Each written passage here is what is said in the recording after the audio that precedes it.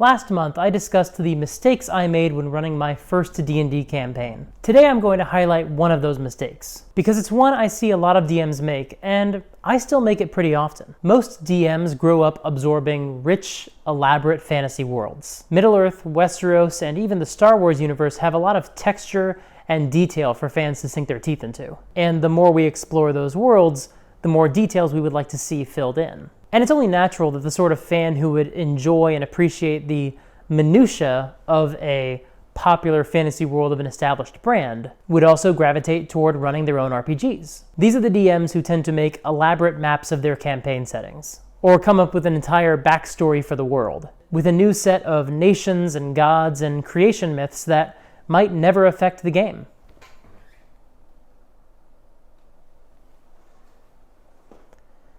And that, of course, is the problem. When you're writing a novel or a comic book or a TV show, details like that can be fantastic. Heck, even having those notes available to you as you're running a game is not the worst thing in the world. Knowing the backstory of the world where your players are going to spend the next few weeks or months or years can be incredibly helpful. That's why they sell all these books to us. What you don't want to do, and I speak from experience here, is drop a whole bunch of information in front of your players all at once, right at the beginning of the campaign, about the rise and fall of various empires, the elaborate political system you've designed for the setting, and the brand new, totally original pantheon of deities. And don't get me wrong, it's not just about working smarter and not harder. It's not just about whether this is a valuable use of your time. World building is fun, and there's nothing wrong with you spending your time doing a lot of it. But really, unless it actually dramatically affects the choices available to them during character creation, most players will not care. Now let me clarify two things. First, there are, of course, exceptions. You might have a gaming group that not only responds well to having a detailed backstory for the entire world, but they actively expect it. But I found that most groups are only interested in the story directly centered on their characters. If they're starting in the setting controlled by a tyrant king, at war with forces both outside the borders and within, yeah, they should probably know that. But if you do have to give your players a packet of information that will be relevant at character creation, then I recommend you keep it short, sweet, and easy to digest. This is not the time to show off that you've named all the ancestors for the current royal family, or that you've written in-universe poems about the creation of your world and attributed them to historians of your setting. That's a real thing I once did. Nobody read them. I don't even have any of that stuff anymore. I don't have anything about that setting anymore. The second point of clarification is this. I don't mean that your players won't be invested in your campaign world. If you do your job well as a dungeon master, then as you flesh out the world around them, they will totally become invested. But you have to be strategic about the information you provide. First, don't ever just dump a bunch of information on them. Let them earn it. Maybe they just roll history checks, or find the right book in the library, or ask the right NPC. But unless they ask about the world, you shouldn't give them any more backstory than is absolutely necessary. You should give information about your world the same way you'd give information about a setting they're going to. For example, when the players arrive in town, just tell them a couple of things that would be obvious to them from observing the area, and perhaps the town's reputation, or a few rumors they might have heard on the road. Besides that, bite your tongue. Let them ask follow-up questions. If they want to know more about why the town constable drinks alone in the bar, they can ask him. If they want to know why the fountains are dry, they can ask you, in which case, bite your tongue. They can ask someone in town or investigate the fountains. Don't give it to them for free. And if they don't ask, then they probably don't care. The difference between your world and the world of, say, Westeros, is that a bunch of people gave George R.R. Martin a bunch of money to learn more stuff about his world. Now, you can't force your players to be invested in any elements of your world, but you can manipulate them and get them interested. Again, we're going to use this small town setting as our example, but it works exactly the same way as it would work on the larger scale of your campaign setting. So for example, let's say that there's a small town with an ancient secret. Every month, the ghost of a little girl appears and steals a child from their beds. The little girl is actually the daughter of a warlord who was killed along with the rest of his family before the town was settled. And she's actually stealing these children as a sacrifice to her father, whose spirit is imprisoned in a dungeon beneath the town. And he calls out for blood so he can have vengeance on the descendants of those who defeated him. That's not too much information for your players to get their heads around, but if you tell it to them all at once, it doesn't work. So don't tell them any of it. Oh, sure, they can find out about it, but make them earn it. They hear people in town talking nervously about the full moon, or they see children huddled together for safety before sunset. If the players want more information, they can ask. If not, They don't know anything until a child goes missing the next day. The people in town might tell them about the ghost, but they also might not know anything about it, so they might not even know that it's a little girl ghost. For that information, the players might have to encounter the ghost themselves, staying up late to catch it in action. And once they do, the ghost is not just going to tell them all about her evil plan, unless they can figure out a way to get that information out of her. But Mike, you might be saying, that's a mystery story. But my world has a bunch of things that people would know about when they rolled characters. So they need to know before they play the game. It's totally different. No, it's not. Not to the players, anyway. This is the perpetual challenge as a DM. Our brains are bursting with cool ideas and stories we want to share. But if we give them out too fast, they wind up devoid of context. The story I described is creepy, but it's much creepier if the players discover that there is a ghost, first of all. And only then, once they encounter it for the first time, do they discover that it's the ghost of a little girl. That's more dramatic. It's all well and good to write poetry about the creation of the world, but it doesn't matter unless I make the creation of the world important to the campaign. Maybe there's some sort of religious zealot who has reinterpreted the text to find hidden meanings, and he starts killing temple leaders and writing the poetry in blood on the walls of the temples. Now it's dramatic. Now it matters. Now they might care. World building is fine, and as its own act, it can even be a lot of fun. But good books don't open with a recap of literally everything that has happened in every place forever. They dole out the information that is necessary for the story to proceed. If the information isn't relevant to the scene at hand, it gets cut. DMs don't have the advantage that writers do of being able to edit as we go. When we say something to the players, it's out there forever. So the best trick is to hold anything back that isn't relevant, and only bring things up as needed. There's a reason Star Wars movies don't open with a map of the galaxy, and instead they start with 3 paragraphs of the most important stuff you need to know. As I said, I am a tremendous hypocrite. In my second campaign, I came up with my own pantheon of gods because I wanted to establish my own world. And it was fun, but on the whole, it wasn't necessary. My players could have just used the gods from the book. Some of my gods were even reskinned versions of the gods in the official book, so I could more easily transfer stuff from the books I wanted to use onto my world because they had a one-to-one correlation. But since the gods weren't a huge part of my story and I wasn't doing anything especially novel with them, it was just more work for me. It was fun, but it was for me, not for the players. World building is addictive. Once you start, it's easy to keep going and keep adding on more and more details. It's how the world of The Hobbit became the world of the Silmarillion. I know that's an oversimplification, but I'm trying to prove a point here. And how Star Wars went from a fun pulp adventure fantasy to an intricate expanded universe with thousands of extra characters and some truly bizarre plot lines. And those are fine because those properties had an audience hungry for more details about those worlds. Your audience is your players. Unless they ask you for the names of every town in between Crystal Cove and the Rockwall Mountains, it's probably not worth you taking the time to name them all. Hang on, I wrote a song to help me remember the names of the nations where the 4 sacred keys are hidden.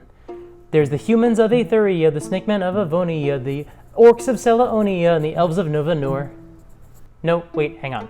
It's the snakemen of Aetheriax, the humans of Avoniax, the elves of Selaonia, and the orcs of Nova Noor. Wait, hang on, I remember. It's the halflings of Aetheriax, the tieflings of Avoniax, the orcs of Selavoniax, the snakemen of Vanur. Hang on. The dragonborn of Aetheras, the dwarves of Ovanovias, the goblins of Severiax, the kobolds of Vanur. Instead of trying to keep your entire world in your head, sign up for Worldbuilding. It's an online resource that you can use to create articles and timelines, upload and nest maps, and even play the game through the website. They also have an incredible auto-linker feature that you can use to connect to your articles of relevant locations, NPCs, objects, and events. So, no more singing a song to remember where the sacred keys are hidden. The Dragonborn of Zathura, the Goblins of Genovia, the Dwarves of Sina Una, and the Sphinx of Wondergore. That doesn't seem right either. Sign up for World Anvil for free or use the code SUPERGEEK to save 40% on any annual subscription.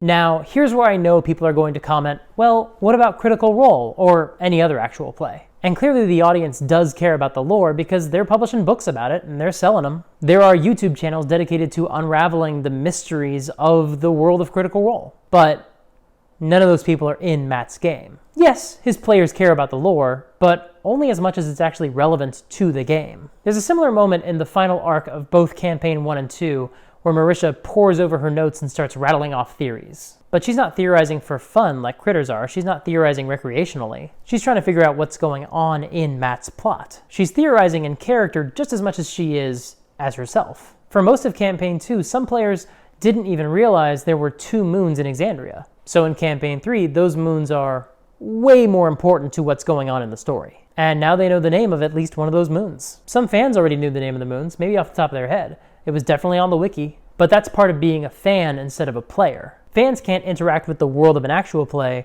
the same way the players can. They don't have tasks they need to accomplish because they're not playing characters with personal obligations. But what we can do as fans of a property is interact with the lore. We can speculate and participate and imagine possibilities for the lore far more easily than we can with individual characters, because lore lends itself really easily to that sort of activity. By its very nature, lore invites questions and speculation. Hell, Matt Colville recently had to divulge a huge amount of lore about his setting, completely divulged from the game, because the demand from some fans was getting, well, frankly, toxic. Which, hey, by the way, don't do that. I probably don't need to say it, and I definitely shouldn't have to say it, but don't do that. But that's because online fans interact with lore and world building very differently than how players interface with it. Matt Colville has said that there are secrets in his world that his players might never learn because it doesn't matter to the players. He wrote it for himself because it was fun. Again, there's nothing wrong with doing a bunch of world building. I'm doing it right now. I'm developing a new setting and it is a lot of fun.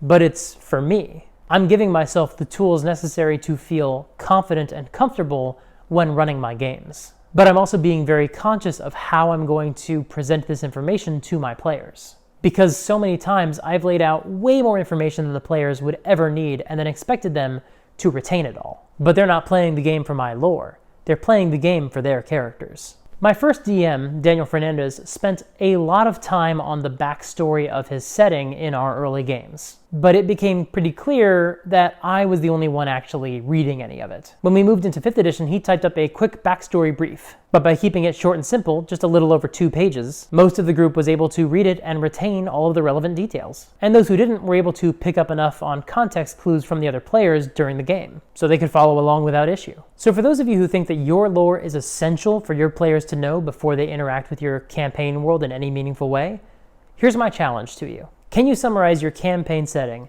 everything your players need to know, in 5 sentences? Because your players will definitely read that. I was originally going to say 1 paragraph, but I've seen some of you write full essays in the comment section without pausing to take a breath, so I don't think a paragraph would do the job. Let's say 5 sentences. It's also the maximum length of any Star Wars opening crawl. They average 4 sentences, but 5 sentences is the longest any Star Wars crawl has been. Technically, Revenge of the Sith has 6 sentences because it starts with the word war as its own sentence. But you know what? If you want to do that too, if you want to have a single word as its own sentence for emphasis, you can do that. That won't count against the 5 sentences. And also, let's look at what the Star Wars crawls focus on. Who are the bad guys? Who are the good guys? What just happened?